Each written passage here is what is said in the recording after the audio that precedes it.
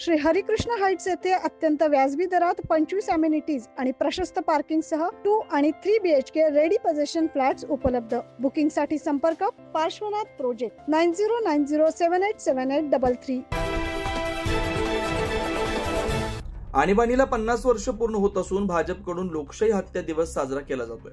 माजी केंद्रीय राज्यमंत्री डॉक्टर भारती पवार यांनी नाशिकमध्ये पत्रकार परिषद घेऊन आणीबाणीच्या काळातील काँग्रेसच्या सत्तेच्या दुरुपयोगावर जोरदार टीका केली।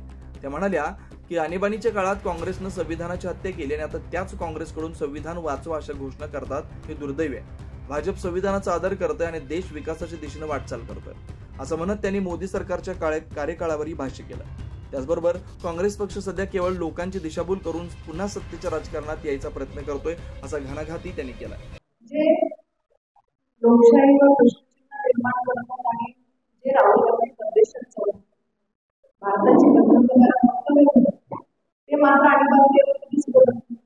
निसर्गाच्या आधारावर लोकांना निसर्ग बळजबरीने सोडून ठेवलं, अत्याचार केले, महिलांना सुद्धा त्यांनी सोडलं नाही।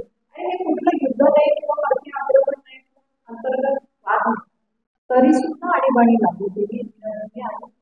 फक्त आणि फक्त एका व्यक्तीच्या सत्तेच्या लालसेपोटी पूर्ण देशाला वेठीस धरलं, पूर्ण देशातल्या जनतेचे मूलभूत हक्क हिरावले।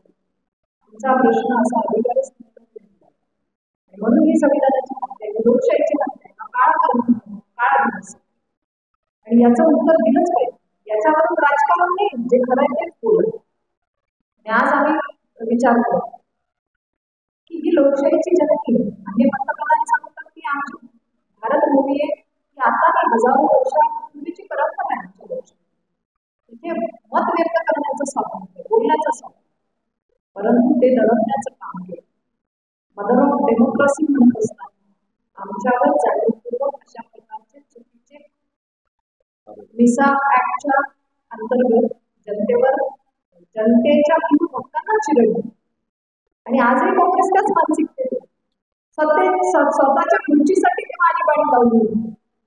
कोर्टाला सुद्धा त्यांच्या न्यायपालिकेच्या भूमिकेतून बाहेर ठेवलं आणि आज सुद्धा सत्ता गेली की मात्र प्रश्नचिन्ह निर्माण करतात, काहीतरी गडबडी, काहीतरी घोटाळा। यांची सत्ता आणि काँग्रेसची की म्हणतात नाही, जनतेचा आदेश, जनतेचा हा आमच्यावरचं प्रेम, मग याचाही त्यांनी 9 न्यूज महाराष्ट्रासाठी वैभव घुगे, नाशिक।